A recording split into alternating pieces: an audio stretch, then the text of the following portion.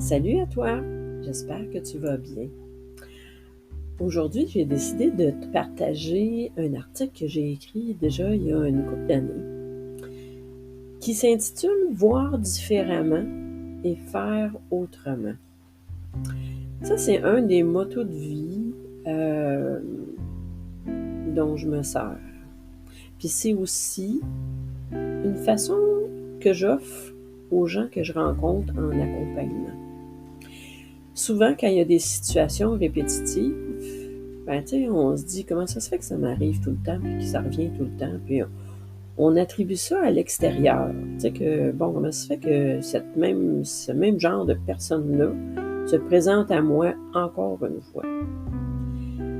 De voir différemment puis de faire autrement, ce que ça appelle, c'est à revenir vers toi, puis à te dire qu'est-ce que moi je dégage qui fait en sorte que j'attire le même type de personne. Parce qu'en réalité, la personne devant toi, elle est un reflet de toi. Fait qu'elle est en train de te refléter qu'est-ce que je fais ou qu'est-ce que je dégage qui fait que j'attire tout le temps ce même genre de personne-là. Puis c'est là où on est capable de s'arrêter en revenant vers soi au lieu d'être à l'extérieur, puis d'aller voir, qu'est-ce que je pourrais adresser? De quoi je pourrais faire sens? Puis après ça, à partir de cette façon-là, pour faire différemment. Fait que je te lis l'article, puis j'espère que ça va t'inspirer. Si jamais tu as un commentaire, écris-moi en privé ou à la suite. Ça va me faire plaisir de te lire. J'espère sincèrement que ce que je vais te lire va pouvoir aller te toucher, tout en douceur, avec plein d'amour, pour faire son chemin, pour que ton évolution puisse se faire tout doucement, un petit pas à la fois. Fait que je commence la lecture. Ça s'appelle « Voir différemment et faire autrement ». La vie nous amène dans des chemins peu fréquentés à la rencontre de nous-mêmes, de qui nous sommes réellement. Bien des détours sont empruntés, nous offrant de nombreux apprentissages, des prises de conscience, pouvant nous mener à des moments de paix où le mental prend un break, si court soit-il, afin que nous puissions nous apaiser, nous poser et respirer librement. Les prises de conscience que nous faisons nous amènent toujours à dégager le sens de certaines situations jusqu'alors incompréhensibles. Elles nous aident à comprendre nos schémas de comportement pour pouvoir les défaire et enfin sortir petit à petit du carcan de l'inconfort et de la pesanteur que nous ressentons lorsque des patterns se répètent encore et encore. N'êtes-vous pas découragé de tourner en rond comme un chien qui court après sa queue, d'accepter de subir cette merdique répétition? Combien de fois nous entendons des gens mentionner « Comment ça se fait que c'est toujours la même chose qui m'arrive? Comment ça se fait que je vis toujours les mêmes affaires? » Et voilà. Déjà de se poser ces questions-là, c'est qu'on prend conscience que quelque chose ne va pas. Qu'en pensez-vous? Que dire de ce cercle vicieux qui ne cesse de se présenter, de nous bousculer? Ça mène où ce manège-là? À vous de juger. Briser le cercle de cette souffrance est difficilement considérable, même si bien souvent cette même souffrance nous maintient dans une stagnation, une anxiété qui nous paralyse, nous empêchant d'avancer. Lorsque ces moments se présentent, prendre, en gros, une décision, si minime soit-elle, peut nous alléger et ainsi amorcer un vent de changement.